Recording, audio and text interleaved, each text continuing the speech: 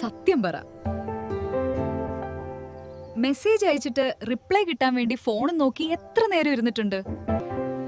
അവർക്ക് എന്നെ ഇഷ്ടമാണോ, ഞാൻ വെറുപ്പിക്കുകയാണോ എന്നൊക്കെ ആലോചിച്ച് സമയം കളയാറില്ലേ?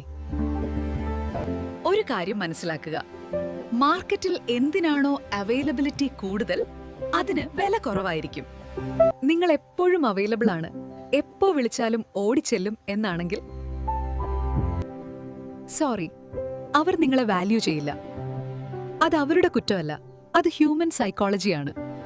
നമ്മുടെ വില കളയുന്ന രീതിയിൽ ആരുടെയും പുറകെ അറ്റൻഷന് വേണ്ടി യാചിച്ചു നടക്കരുത്. പോകുന്നവർ പോകട്ടെ, നിൽക്കാനുള്ളവർ എന്തായാലും നിൽക്കും. നിങ്ങൾ സ്വന്തം ലൈഫ് അടിപൊളിയാക്കുക. പൂമ്പാറ്റയുടെ പുറകെ ഓടിയാൽ അത് പറന്നു പോകും. പക്ഷേ നിങ്ങൾ നല്ലൊരു പൂന്തോട്ടം ഉണ്ടാക്കിയാൽ പൂമ്പാറ്റ ഇങ്ങോട്ട് വരും. So stop chasing people, start building your self. നിങ്ങളൊരു പ്രൈസ് ആണ്, അത് മറക്കരുത്. Love you guys.